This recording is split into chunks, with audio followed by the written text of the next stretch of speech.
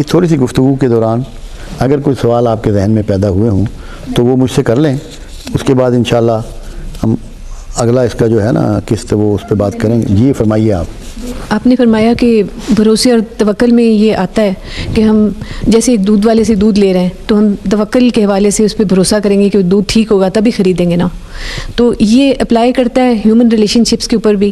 مثلاً کوئی ایسا انسان ہے جس کے اوپر آپ ساری عمر توکل اور بھروسہ کرتے رہیں، یا نوکر ہے یا رشتہ دار ہے یا کوئی بھی ہے، اور آخر میں آپ کا بھروسہ ختم کر دیا جاتا ہے، تو پھر اس کے بعد بھی آپ اس کے اوپر بھروسہ کرتے رہیں گے یا اس پہ بھروسہ کرنا چھوڑ دیں گے؟ آپ کا توکل افیکٹڈ ہو جائے گا؟ دیکھیں، یہ اس بات کو پہلے سمجھنے کی کوشش کریں۔ جی، مخلوق پر بھروسہ کرنے کی تو اللہ آپ کو کیا ہی نہیں رہا۔ آپ جب اپنے مسائل کے لیے کسی مخلوق پہ بھروسہ کرتے ہیں وہ کبھی بھی پورا نہیں ہوگا۔ آپ اس سے ڈیل اللہ کے بھروسے پر کریں۔ اسی لیے کہا گیا کہ اپنے جانور کو باندھو اور اس کے بعد اللہ پہ بھروسہ کرو۔ جانور کو کھلا مت چھوڑو کہ وہ جنگل میں چلا جائے یا کوئی اس کو لے جائے۔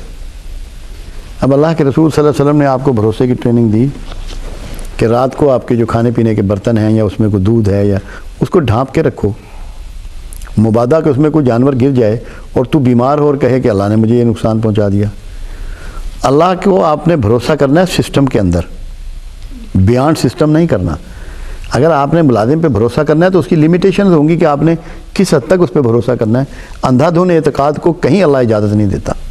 اس کے بعد جب آپ ہرٹ ہوں گے تو تھوڑی سی بات سمجھ لیں کہ اس میں آپ کی غلطی ہے کہ آپ نے بغیر جانچے پرکھے تحقیق کیے ان لمٹڈ بھروسہ کر لیا۔ تو آپ کو اپنی حیثیت اور اس کی حیثیت کے مطابق ٹرسٹ کرنا ہے، اندھا اعتماد نہیں کرنا۔ اندھا اعتماد تو صرف اللہ پہ کرنا ہے کہ جو ہر حال میں آپ کا مہربان ہے۔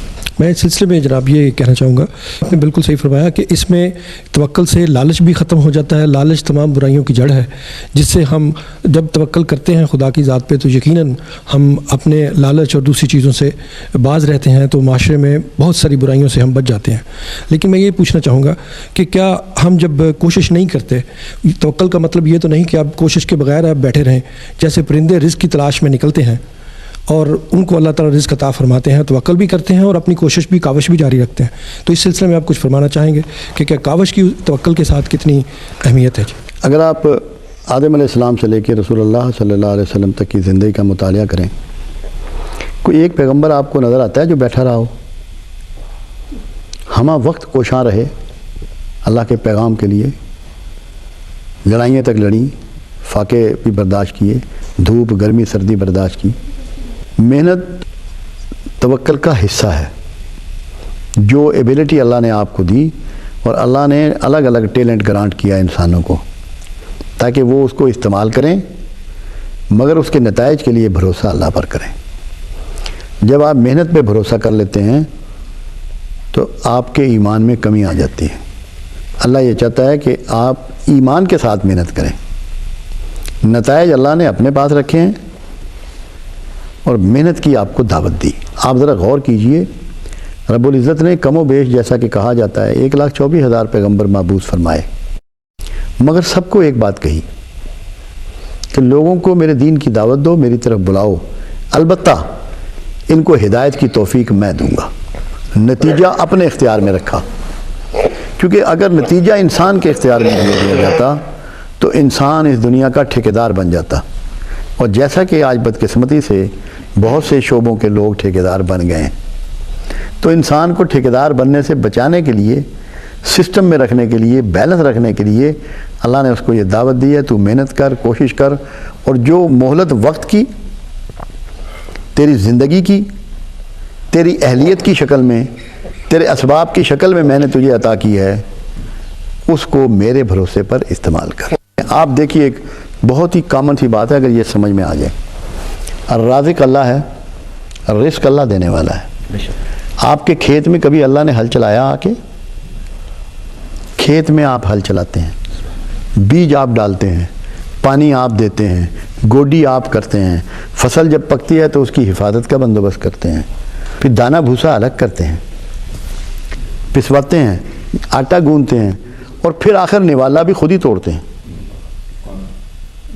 یہ سارے کام آپ کے ذمے، اتھارٹی اللہ ہے.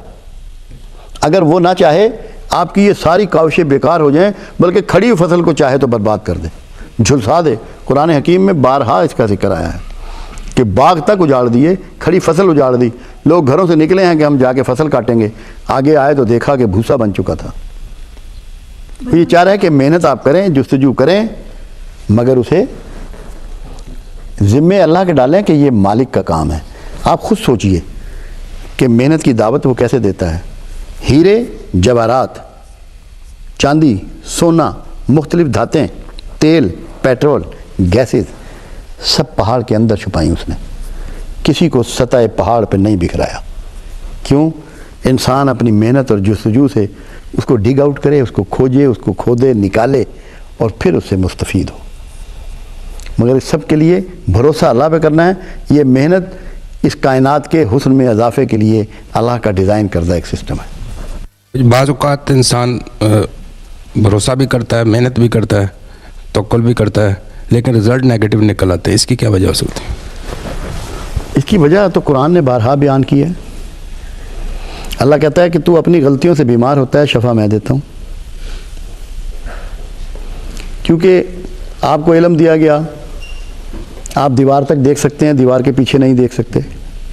وہ جو حادثات آپ کی زندگی میں ساتھ لگے ہوئے ہیں، دیوار کے جو پیچھے چھپا ہوا ہے، اس کو قرآن نے تقدیر کا نام دیا ہے.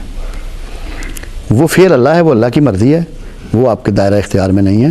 اگر وہ یہ چاہ رہا ہے کہ آپ کو ذلیل کر دے تو آپ ساری کوششوں کے باوجود باعزت نہیں ہو سکتے. اس کے لیے بھی اس نے راستہ بتایا کہ جب آپ سارے کاموں میں فیل ہوں تو اس کا طریقہ یہ ہے کہ اللہ سے معافی کے خواستگار ہو جائیں. کہ کہیں کوئی آپ میں کبر پیدا ہو گیا ہے، کوئی ایسی چیز پیدا ہو گئی ہے جو پروردگار عالم کو ناگوار گزر رہی ہے. میں لوگوں کو اس کے طریقے بتایا کرتا ہوں کہ تمہارے حالات اچانک خراب ہو گئے، ناکامیاں شروع ہو گئیں، پریشانیاں تمہیں لاحق ہو گئیں. ایک بات پہ غور کرو، کوئی اچھا کام تھا جو تم نے چھوڑ دیا، یا کوئی نیا برا کام ہے جو تم نے شروع کر دیا. اللہ یہ چاہتا ہے کہ تمہیں اس کا نوٹس دے تاکہ تم اپنے آپ کو ٹھیک کر لو.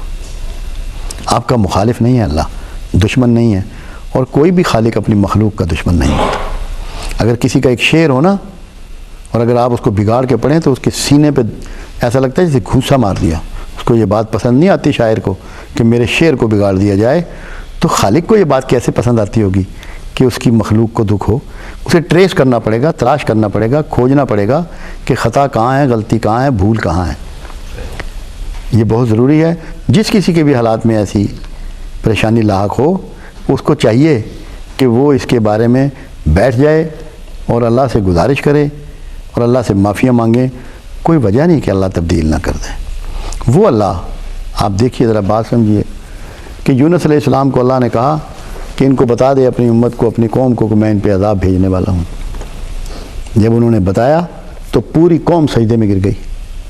اللہ نے عذاب کو ٹال دیا، اناؤنس شدہ عذاب کو. تو اگر آپ سجدے میں گر جائیں، سجدے میں گرنے کا مطلب یہ ہے کہ اللہ کے لیے اپنی فرما برداری بڑھا دیں اور اپنے اندر عجز پیدا کر لیں، تو آپ کے بگڑے ہوئے حالات سنور جائیں گے.